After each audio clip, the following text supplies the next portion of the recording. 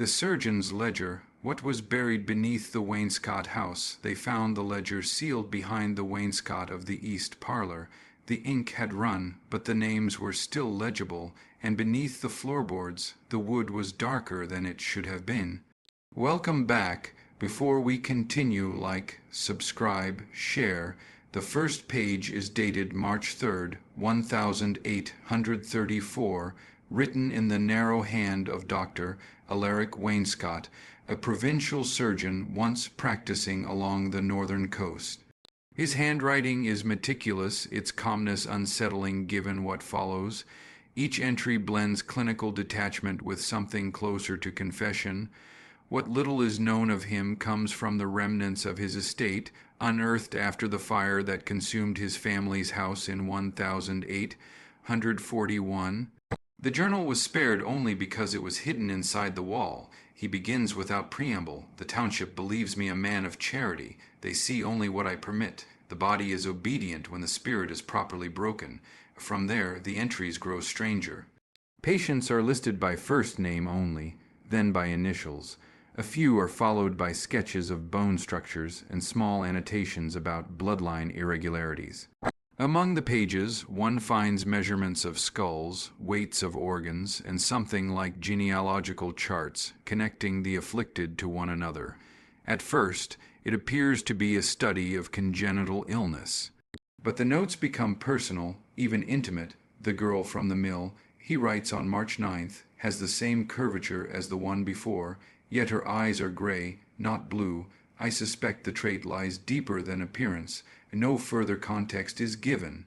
Yet in the margins of that same page, written faintly, is a word repeated 3 times: inheritance.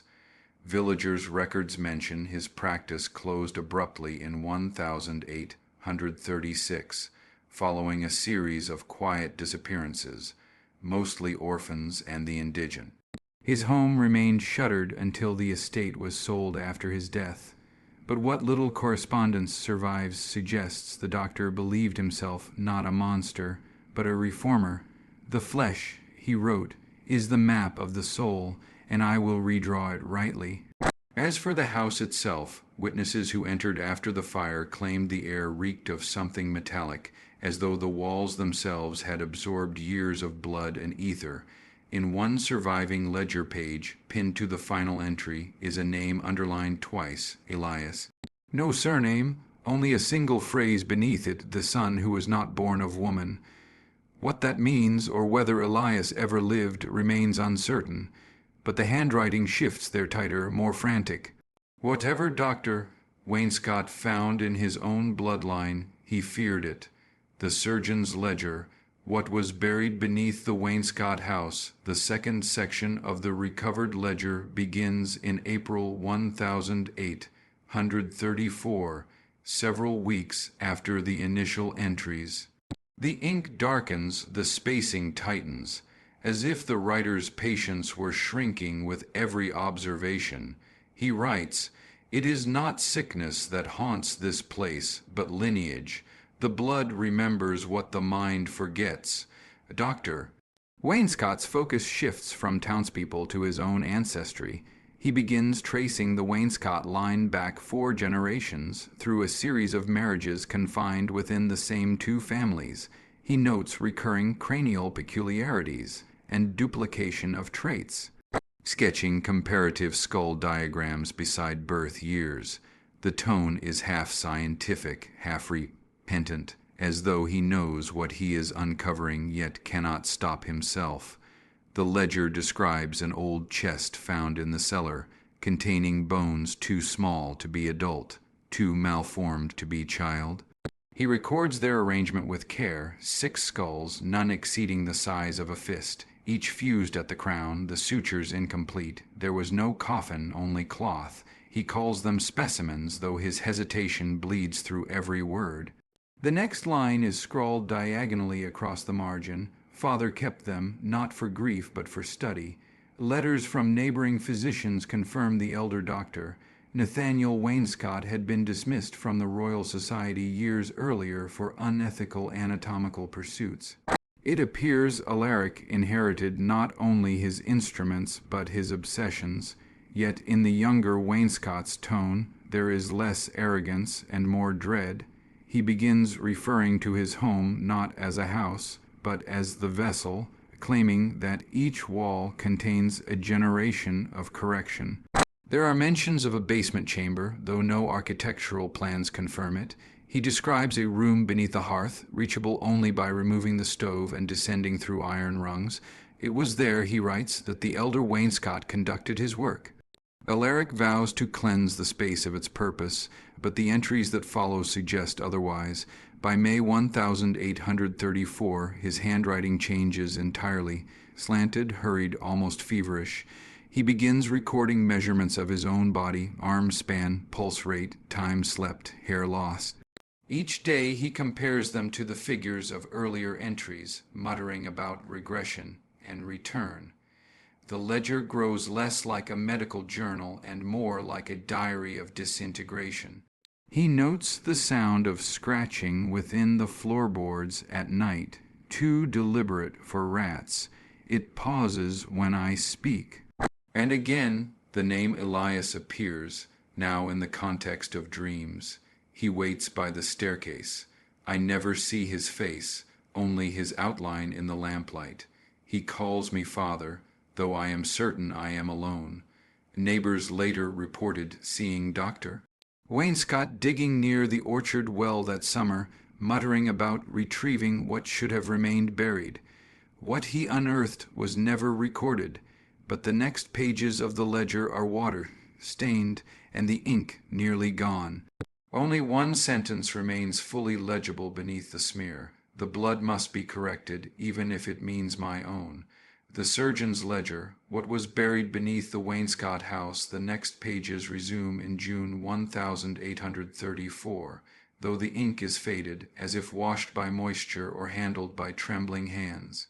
The writing is erratic, margins crowded with symbols, circles intersected by lines, each marked with a tiny cross. At first glance they appear alchemical, but closer inspection suggests anatomical mapping. He begins the section with a confession, I have seen the face beneath my own skin, and it is not mine. From that point, Dr. Wainscot's tone abandons reason. He claims to have isolated a hereditary signature in the blood, a discoloration visible only when heated. When the substance is exposed to flame, he notes it darkens, then glows faintly blue like the phosphor of the sea. The remark is followed by a sketch of a vial and the phrase, proof of the inner inheritance. He documents a sequence of experiments performed upon himself, minor incisions along the arm, transfusions with blood drawn from animals, and what he calls reciprocal purging. The details are sparse, but several entries describe weakness, trembling, and auditory distortions. I hear Father's tone in my own throat, he writes, though I do not speak. By July 12th, he records the first undeniable incident. A shape crawled from the opening beneath the hearth, its spine like a string of pearls, slick with soot. It spoke in my own voice, asking for warmth. He insists it was not a hallucination, describing the scent of wet limestone, the sound of small bones against stone. Yet the following day he contradicts himself, claiming it was only a dream born of fever. This pattern repeats for weeks, confession followed by denial, as though two minds were contesting for the same page. He refers again to Elias no longer as apparition, but as offspring of correction.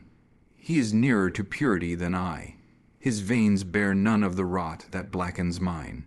The handwriting then falters, ink trails downward, replaced by a single palm print in what appears to be dried rust or blood. The next legible entry, August 1st, 1008, 134, is written in a steadier hand, suggesting recovery or possession. He reports the town clerk's visit concerning missing livestock, dismissing rumors of beasts in the orchard. They search for creatures, he notes, but the creature walks among them, clothed and courteous.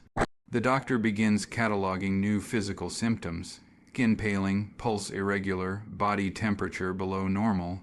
The correction progresses. He writes, "Soon I will be free of the taint of human birth." Neighbors' records from that summer confirm seeing Wainscott only at dusk, his face wrapped in a scarf despite the heat. The maid who briefly remained in service wrote that he forbade mirrors and covered every window with paper. She left abruptly after hearing soft singing from the hearth, like a lullaby from the stones themselves. The final entry for the month simply reads, "Elias learns quickly." He mimics breath now.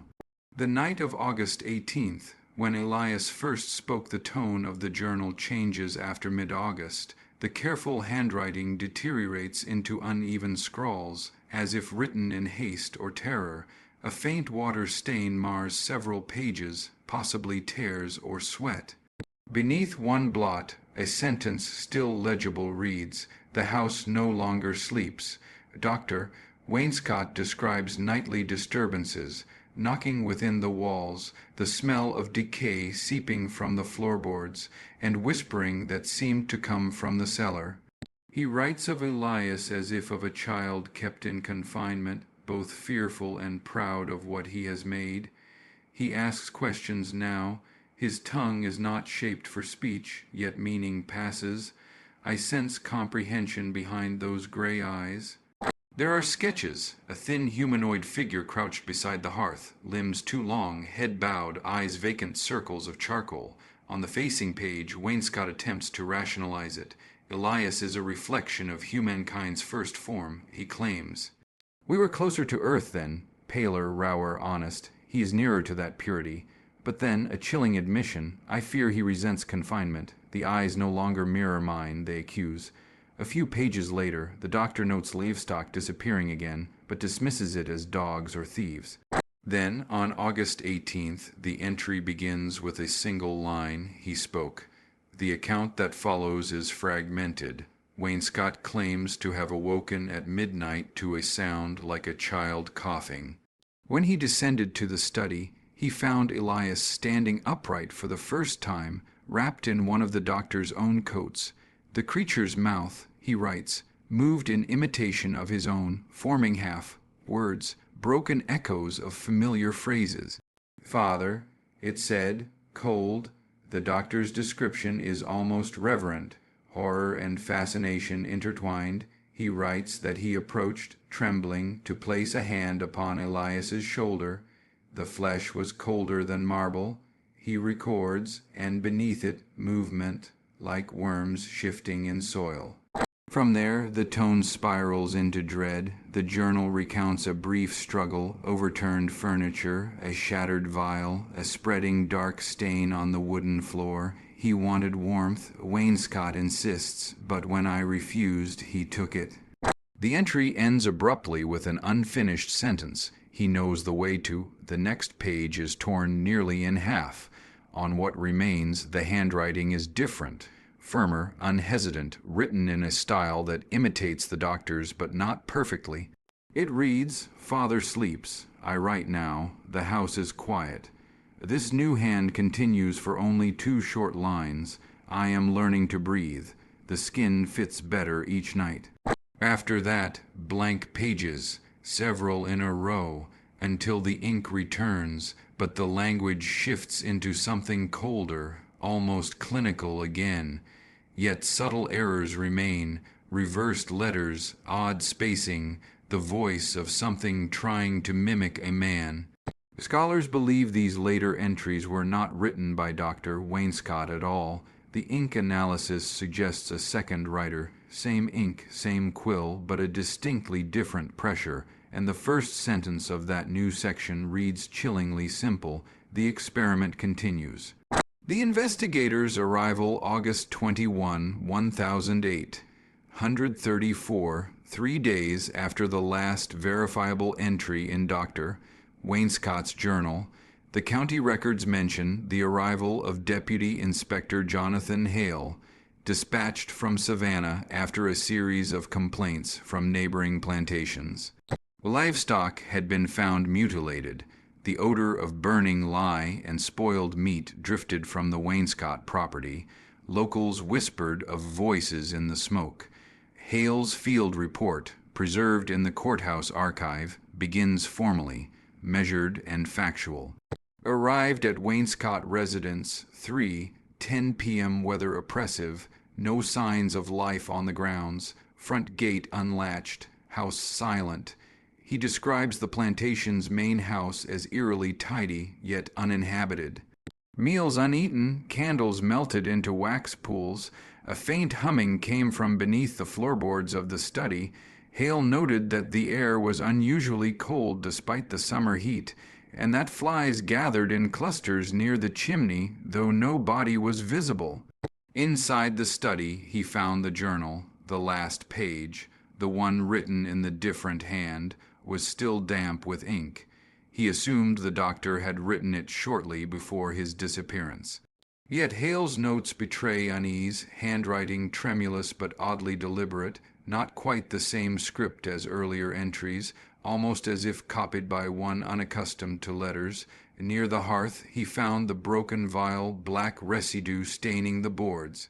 A stench like rot and metal, he wrote. Beside it, a dark streak dragged toward the cellar door. The handle was warm to the touch. Hale attempted to open it, but found the door nailed shut from the outside, the boards recently hammered. He summoned 2 men from the nearby field to assist. They pried the boards loose. Inside, the air was damp and heavy, reeking of decay and lye. Hale's lantern flickered as he descended.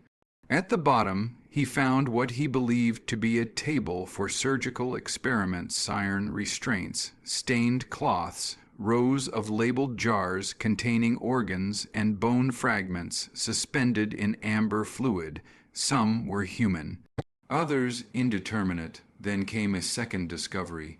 Behind the table, a recess in the stone wall, a tunnel carved into the earth, narrow and uneven. It seemed to extend toward the marshes. Hale recorded hearing faint movement from within, a dragging sound like something soft pulling itself through mud. The 2 field hands refused to continue. Hale ordered them outside, insisting on finishing the search himself. His lantern light reached perhaps 20 feet before extinguishing suddenly. The next lines of his report are smeared, as if written with shaking hands. Something there, shape indistinct, eyes reflecting light though no flame remains, heard words, "Father home." Felt touch on neck, clammy human, retreated at once. When Hale emerged from the cellar, the men claimed he looked pale as ash, trembling, and older by years. He ordered the tunnel sealed with brick and lye and left the property that same night. His official report concluded, "Recommend closure of estate until ownership can be transferred. Structure unsafe. Unwholesome influence persists." But beneath his signature, scrawled faintly in pencil, a final note appears, "Not alone in that house. Something still moving below." The experiments account in the burning of Wainscott House August 25, 1008.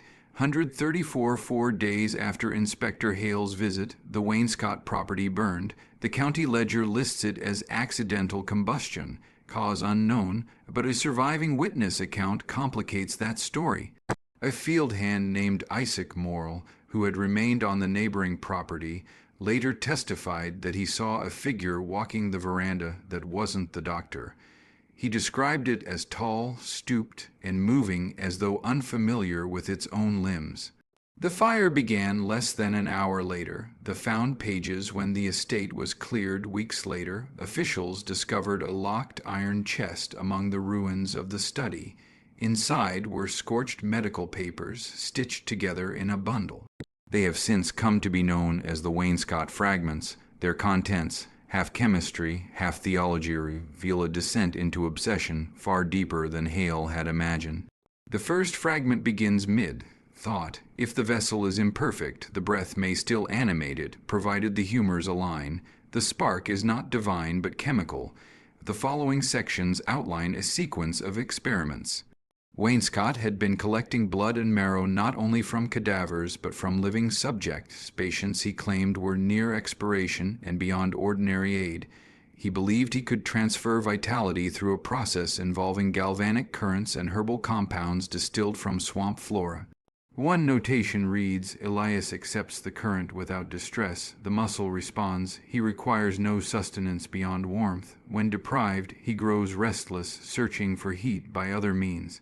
Several later pages are darker, filled with diagrams of skeletal reconstruction and annotations such as spine refitted, mouth adjusted for speech, tongue too large, must be trimmed again, and then, near the end, a line in heavy ink. He dreams now. He remembers things I did not teach him. The night of fire, according to testimony recorded by Deputy Hale after the blaze, the local enslaved workers had grown terrified by noises under the earth. They claimed to hear breathing that wasn't wind. One evening, seeing smoke from the chimney, though the doctor had not been seen for days, they gathered outside the main house. Isaac Morrill, among them, recalled, We shouted for the master, but got no answer. Then something moved at the window, his shape, but wrong, taller, watching. Moments later, the fire erupted from within, spreading too quickly to be natural. Witnesses said it glowed blue at the center, as if fueled by chemicals. They tried to douse it, but the heat drove them back. One claimed to hear a voice inside, not crying for help, but laughing quietly. When dawn came, the house was ash. No human remains were found, only the warped iron of surgical instruments and the chest that held the fragments. Inspector Hale, upon revisiting the ruins, noted, the smell of decay persists. The soil beneath the foundation remains warm, as though some reaction continues unseen. That was his final report. The Wainscott estate was abandoned thereafter, its deeds passing through several uninterested owners before vanishing from record. But locals in Chatham County tell a different story, that sometimes on late August nights, the ground near the old foundation still trembles faintly, as though something below is still breathing. The reconstruction letters and the revival of Elias September-October 1008 134 among the surviving fragments retrieved from the ruins of Wainscott House were 6 letters addressed to Dr. Edwin Vale, a physician known for his unorthodox anatomical lectures in Boston. These letters, though partially burned, seem to have been written by Elias himself, or at least by a hand pretending to be his. The handwriting is uneven, lines slanted, ink blotted, as though penned by someone learning the act of writing anew. The first letter begins, Father, the flesh remembers what you told it to forget. When I close my eyes, I see the room again. You promised I would not wake. Doctor. Vale's marginal notes in another document confirm he received at least 2 of these letters, both postmarked Savannah, Georgia, in the autumn of 1834, months after the fire, yet Wainscott was presumed dead and Elias had never left the estate. The first letter, there was light beneath the floor, not fire, not breath. You spoke the words and the air thickened, as though the house itself held its lungs full. When I awoke, I could see the veins through my skin, silver like roots.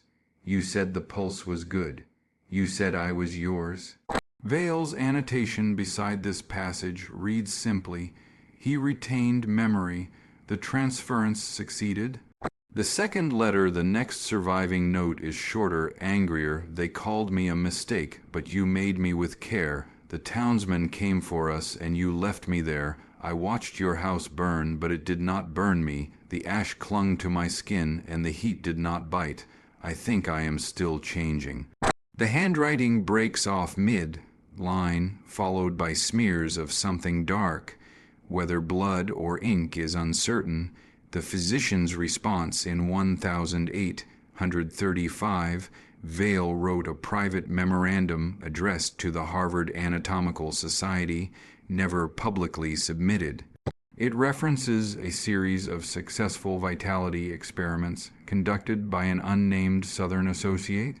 Within it, he warns, should such work persist, it must not reach public eye. The thing animated may learn resentment. The bond between creator and subject is unstable. the mind, if preserved, begins to diverge from human empathy. No reply was ever recorded.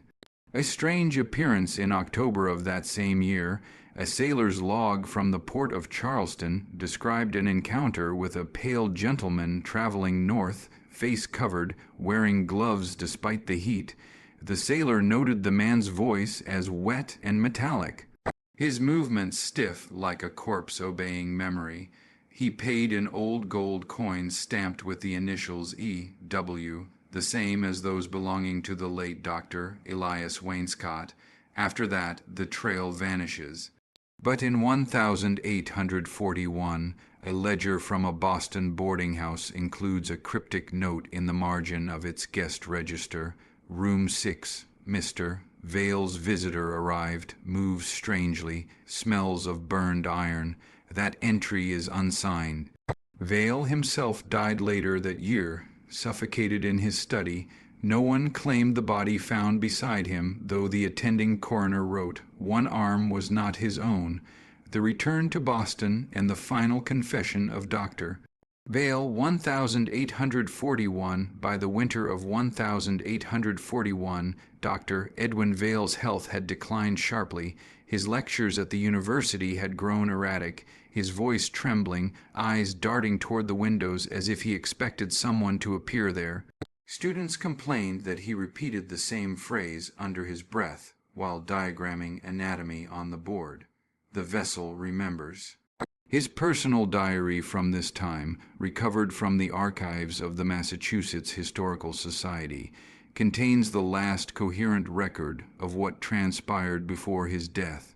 The diary entries February 3rd, 1841. I saw him again near the common.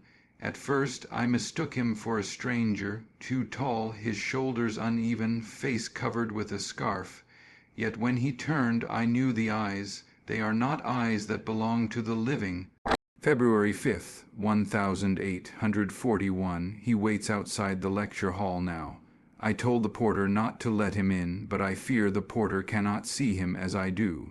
There is something wrong with the air when he is near. It hums as though the blood within it were electric. February 9th, 1841. I dream of the house, the fire, the child. I hear the voice beneath the boards, the one I told Wainscott to ignore. He called it a soul. I called it an impulse. Perhaps we were both wrong. February 12th, 1841. He entered my home tonight without sound. The latch did not move. His gloved hands trembled as though the bones within them were too many. When he spoke, the words came through his throat like wind through a reed, broken, hollow. The confession in a final written entry, half confession, half scientific notation. Vale admitted his complicity in the Wainscott experiments. He revealed that he and Dr. Elias Wainscott had been corresponding for nearly a decade prior to 1834. Their shared obsession was the reclamation of vitality, a concept derived from early Galvanism but steeped in superstition. We sought not immortality but reanimation, to bridge the instant between death and decay, to preserve what the Creator had withdrawn. Elias was the first to attempt it upon kin. I provided the formula. The solution I gave him was never meant for flesh that could feel. Vale then describes a horrific realization that what burned at Wainscott House was not an accident but an escape. He did not die in the fire. The fire was his chrysalis. He walks now beneath other names, wearing other faces. He writes in my hand. Sometimes when I sleep, I wake to find words in my journal I do not remember writing. The last page of Vale's diary is smeared, but one phrase stands out, underlined twice in ink. The vessel endures, but the soul corrupts the shell. When Vale's body was discovered days later, the coroner noted an impossible detail. The doctor's heart was missing, and yet there were no incisions. That same night, witnesses claimed to see a pale figure standing by the Charles River, staring into the black water, whispering something over and over. Father, the flesh remembers. the descent beneath the river, and the last sight of the vessel, 1841-1843 in 1841, after Dr. Vale's death, the Boston Constabulary sealed his home on Beacon Hill. The press called it the physician's blasphemy. Neighbors whispered that the smell of smoke and metal lingered for months. But what went unreported were the investigations conducted by the university's quiet benefactors, men who had funded Vale's anatomical research. Among their notes, now housed in a private collection, lies the account of Professor Adrian North, who was sent to examine the contents of Vale's cellar laboratory. North's report, dated April 1008, 142, describes instruments of peculiar construction, some mechanical, others organic, and a series of jars filled with fluid too viscous to be blood. He records that one jar contained a preserved human hand, though the bone structure appeared elongated, jointed in excess. It was not a deformity, North wrote. It was a design. The tunnels below, while examining the cellar, North discovered a narrow passage carved into the foundation wall, leading down toward the direction of the Charles River.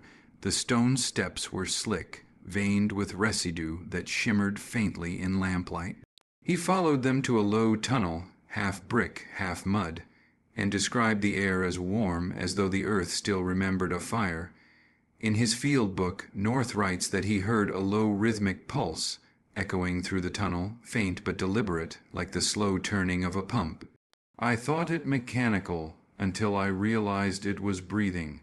He found remnants of torn fabric, a coat sleeve, charred and stiff, and a rusted key bearing the initials E.W. Near the tunnel's end, where it met the damp soil beside the river, he saw something embedded in the clay, a human face, pale and half-formed, eyes open but unseeing. When he raised his lamp closer, the mouth twitched. North fled, leaving his notes behind. The following morning, he was found wandering near Cambridge, delirious, insisting that the man in the wall tried to speak. He was committed to the McLean Asylum 3 days later. The river incident in July 1008, 143, fishermen along the Charles reported a foul current drifting from the western bend. When they dredged the bank, they uncovered fragments of bone and fabric. One piece, described in the constable's record, was a human rib fused to what seemed to be copper wiring. Another, most disturbingly, was a jawbone with teeth of 2 different sets, adult and child. That same summer, sightings began. A tall figure along the riverbank, always veiled or hooded, its limbs moving unevenly as though hinged. Children claimed to see a pale man calling fish with his hands. One ferryman told a local paper he stood by the reeds, whispering to the water. When I looked again, he was gone, but the water moved like something big went under. The police dismissed the stories, but several dockworkers swore they heard knocking from beneath the wooden piers late at night, steady, rhythmic, like someone counting. By autumn, the river froze earlier than any year before.